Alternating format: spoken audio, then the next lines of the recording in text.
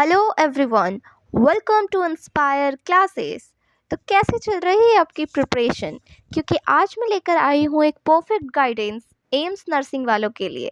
देखिए, आप चाहे नीट की प्रिपरेशन कर रहे हो या किसी और एग्ज़ाम की, नीट के अलावा भी गर्ल्स के लिए एम्स नर्सिंग एक बहुत ही अच्छा ऑप्शन है, जिसमें अगर आप चाहें तो यह एंट्रेंस क्लियर करके आप एम्स दिल्ली में नर्सिंग कर सकते हैं और एक बहुत ही अच्छे पोस्ट पे, बहुत ही अच्छी सैलरी पैकेजिंग में आप अपना जॉब सिक्योर कर सकते हैं। तो आइए शुरू करते हैं एम्स नर्सिंग के बारे में। तो सबसे पहले हम एम नर्सिंग एग्ज़ाम का एक ओवरव्यू देखते हैं। तो एम्स का फुल फॉर्म है all India institute of medical science nursing exam. इसका पर्पस क्या है कि इसमें कैंडिडेट को सिलेक्ट किया जाता है बीएससी नर्सिंग के लिए, पोस्ट बेसिक नर्सिंग के लिए या एमएससी नर्सिंग के लिए एम्स के इंस्टीट्यूशंस पे। आपको पता ही है एम्स का इंस्टीट्यूशन अलग अलग स्टेट पे है, अलग अलग जगह पे है, जिसमें से AIIMS Delhi one of the best institution है, मेडिकल इंस्टीट्यूशन है। एम्स का एग्ज़ाम हर साल इंडिया में कंडक्ट कराया जाता है। अगर एम्स नर्सिंग की एलिजिबिलिटी की बात करी जाए तो बीएससी नर्सिंग ऑनर्स के लिए, अगर आप बीएससी नर्सिंग ऑनर्स करना चाहते हैं तो बीएससी नर्सिंग ऑनर्स के लिए आपका 10+2 या कोई भी इक्विवेलेंट डिग्री किसी भी रिकॉग्नाइज्ड इंस्टीट्यूशन से कंप्लीट होना चाहिए। उसके बाद आप स्टेट नर्सिंग काउंसिल में एज अ नर्स रजिस्टर कर सकते हैं। अगर आप पोस्ट बेसिक नर्सिंग करना चाहते हैं तो पोस्ट बेसिक नर्सिंग के लिए आपके पास डिप्लोमा डिग्री होना चाहिए, यानी आप किसी जीएनएम कोर्स को की होनी चाहिए। जीएनएम क्या है? तो जीएनएम एक 2 साल का डिप्लोमा कोर्स है। तो आप जीएनएम कोर्स कर सकती है किसी भी रिकॉग्निशन इंस्टीट्यूशन से। इसके बाद आप पोस्ट बेसिक नर्सिंग करके किसी भी स्टेट नर्सिंग काउंसिल पे आप रजिस्टर कर सकती है नर्स और मिडवाइफ के पोस्ट पे। अगर आप एमएससी नर्सिंग करना चाहते हैं तो एमएससी नर्सिंग के लिए आपका किसी भी रिकॉग्नाइज्ड इंस्टीट्यूशन से आपका बीएससी नर्सिंग डिग्री होना चाहिए। अगर आपके पास बीएससी नर्सिंग डिग्री है, बीएससी नर्सिंग डिग्री एक ग्रेजुएशन डिग्री है। अगर आप बीएससी नर्सिंग कर चुकी हैं तो आप एमएससी नर्सिंग कर सकती है ना, यानी नर्सिंग में मास्टर्स कर सकती है। उसके बाद आप स्टेट नर्सिंग काउंसिल में रजिस्टर कर सकती है रजिस्टर्ड नर्स की तरह। अगर हम कुछ एग्ज़ाम पैटर्न की बात करें तो अगर बीएससी नर्सिंग ऑनर्स है, बीएससी नर्सिंग ऑनर्स का एग्ज़ाम पैटर्न क्या है? तो यहाँ पे ऑनलाइन मोड पे एग्ज़ाम होता है, सीबीटी मोड पे। ड्यूरेशन जो होगा 2 घंटे का होगा, 2 घंटे का पेपर होता है ऑनलाइन बेस्ड। एमसीक्यूज़ टाइप के क्वेश्चंस पूछे जाते हैं, 100 क्वेश्चंस पूछे जाते हैं, 100 एमसीक्यूज़ होते हैं, कंप्यूटर पे होते हैं और लैंग्वेज जो होता है इंग्लिश हिंदी दोनों होता है। इसमें बीएससी नर्सिंग ऑनर्स में टोटल 4 सब्जेक्ट पढ़ने होते हैं, फिज़िक्स, केमिस्ट्री, बायो और जीके। फिज़िक्स, केमिस्ट्री, बायो से 30 क्वेश्चंस आते हैं, फिज़िक्स से 30, केमिस्ट्री से 30, बायो से 30 और जीके से 10 क्वेश्चंस आते हैं। टोटल यहाँ पे 100 क्वेश्चंस होंगे, टोटल मार्क्स भी 100 होगा। मार्किंग स्कीम यहाँ पे कैसे होता है?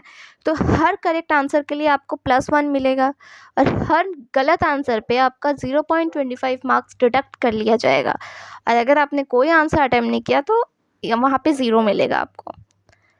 अगर आप पोस्ट बेसिक नर्सिंग करना चाहते हैं तो पोस्ट बेसिक नर्सिंग में जो एग्ज़ाम होता है वो 2 स्टेज में होता है। पहला रिटन टेस्ट होता है, दूसरा पर्सनल इंटरव्यू होता है सेकेंड स्टेज में। रिटन टेस्ट जो होता है वो 90 मिनट का होता है, 70 क्वेश्चंस पूछे जाते हैं और वो 70 क्वेश्चंस एमसीक्यूज़ होते हैं। इंग्लिश लैंग्वेज होता है, इंग्लिश लैंग्वेज में पूछा जाता है आपसे 70 क्वेश्चंस। टोटल मार्क्स भी 70 होगा। रिटन टेस्ट का टोटल मार्क्स 70 होगा, लेकिन पर्सनल इंटरव्यू का टोटल मार्क्स 30 होगा, तो टोटल मिला के आपका पूरा 100 मार्क्स होता है। और स्टेज 1 अगर रिटन टेस्ट क्लियर होगा स्टेज 1 तो ही आप स्टेज 2 पर्सनल इंटरव्यू के लिए जा सकते हैं। मार्किंग स्कीम जो है वो सेम ही है, करेक्ट आंसर के लिए +1 और रॉन्ग आंसर के लिए 0.25 माइनस हो जाएगा। अगर हम एमएससी नर्सिंग की एलिजिबिलिटी बात करें एग्ज़ाम पैटर्न की, तो एमएससी नर्सिंग का जो होता है एग्ज़ाम वो ऑनलाइन मोड पे होता है, सीबीटी मोड पे। इसका ड्यूरेशन 90 मिनट का होता है। नंबर ऑफ़ क्वेश्चंस भी 90 होते हैं, एमसीक्यू पूछा जाता है इंग्लिश लैंग्वेज में, टोटल मार्क्स भी 90 होता है और मार्किंग स्कीम भी सेम है। तो ये आप एग्ज़ाम पैटर्न देख सकते हैं। नेक्स्ट अगर सिलेबस की बात करें तो सिलेबस जो है ये एम्स का जो ऑफिशियल वेबसाइट है, यहाँ पे एम्स ऑफिशियल वेबसाइट पे कोई भी पर्टिकुलर सिलेबस अपलोड नहीं किया गया है, पर बीएससी ऑनर्स के लिए आपको फिजिक्स, केमिस्ट्री, बायोलॉजी, जीके आपको 10+2 लेवल पे पूरा कंप्लीट होना चाहिए। मतलब क्लास 11 और क्लास 12 के इम्पॉर्टेंट टॉपिक्स जो है आपके सीबीएसई का, वो टॉपिक को ही आपको कवर करना है। बेसिकली जो नीट का सिलेबस है, पर्टिकुलरली हम वही सिलेबस फॉलो करते हैं एम्स के लिए भी, बीएससी नर्सिंग के लिए। और अगर आप पोस्ट बेसिक और एमएससी नर्सिंग के लिए अगर सिलेबस देखना चाहते हैं, तो उसमें बहुत सारे सब्जेक्ट्स हैं, जैसे कि फार्माकोलॉजी है, पेडियाट्रिक्स है, न्यूट्रिशन है, उन सब का एक पर्टिकुलर अलग सिलेबस है। अगर आपको उस पर भी वीडियो चाहिए होगा तो प्लीज़ कमेंट मी। नेक्स्ट अगर हम स्कोप की बात करें, तो नर्सिंग में बहुत ही अच्छा स्कोप है, स्पेशली लड़कियों के लिए बहुत ही अच्छा एक सिक्योर पोस्ट मिल जाता है आपको नर्सिंग करके। आप अगर बीएससी नर्सिंग कर रहे हैं, तो बीएससी नर्सिंग के बाद आपको कोई भी सेंट्रल लेवल का जॉब मिल सकता है। बीएससी नर्सिंग एक ग्रेजुएशन लेवल का पोस्ट है, तो आप उसके बाद कोई भी कॉम्पिटिटिव लेवल पे गवर्नमेंट एग्ज़ाम के लिए प्रिपरेशन कर सकते हैं। एसएससी का दे सकते हैं एग्ज़ाम, या फिर रेलवे का फॉर्म भर सकते हैं। कोई भी ग्रेजुएशन लेवल के पोस्ट का आप एंट्रेंस एग्ज़ाम दे सकते हैं, कॉम्पिटिटिव एग्ज़ाम दे सकते हैं, या फिर आप किसी भी सेंट्रल लेवल पे नॉर्सेट का जो एग्ज़ाम होता है, वो उसके लिए आप एलिजिबल हो जाओगे। नॉर्सेट का एग्ज़ाम दे सकते हो आप, जिसमें सैलरी बहुत अच्छी खासी है, नर्सिंग ऑफिसर बन सकते हो आप इससे। अगर आप पोस्ट बेसिक कर रहे हो जीएनएम के बाद अगर आप पोस्ट बेसिक कर रहे हो, तो उसमें भी बहुत अच्छी एक जो स्कोप है, उसमें भी सेम नॉर्सेट का एग्ज़ाम दे सकते हो आप, नर्सिंग ऑफिसर बन सकते हो, रजिस्टर्ड नर्स की तरह अप्लाई कर सकते हो, नर्स सुपरिटेंडेंट बन सकते हो। तो बहुत अच्छा यहाँ पे स्कोप मिल जाता है आपको नर्सिंग करके। Private as well as government दोनों में ही आपको जॉब सिक्योरिटी मिल जाता है।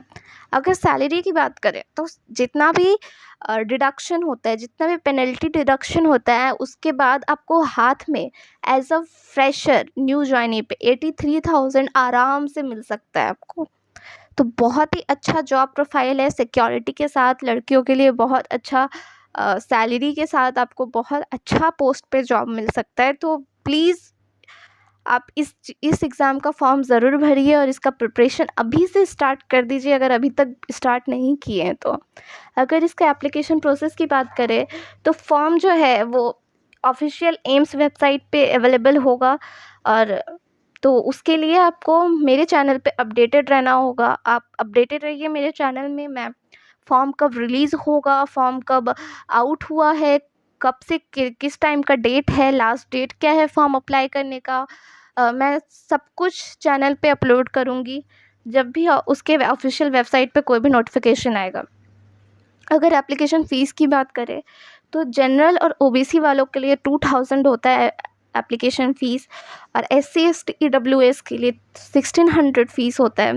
और पीडब्ल्यूबीडी के लिए कोई भी फ़ीस नहीं लगता है एप्लीकेशन करने के लिए, और ये जो फ़ीस है वो ऑनलाइन पेमेंट होता है। अगर लास्ट में कुछ प्रिपरेशन टिप की बात करें कि आपको अपने प्रिपरेशन को कैसे स्टार्ट करना है, तो इसके लिए मैं पूरी स्ट्रैटेजी लेके आने वाली हूँ आपके लिए, कि आपको कौन से मंथ्स में कौन से चैप्टर्स को कंप्लीट करना है, कौन कौन से इंपॉर्टेंट टॉपिक्स है, कौन कौन से इंपॉर्टेंट एरिया है फोकस करने के लिए। उसके लिए आपको मेरे चैनल को सब्सक्राइब करना पड़ेगा, अपडेटेड रहना पड़ेगा मेरे चैनल पे।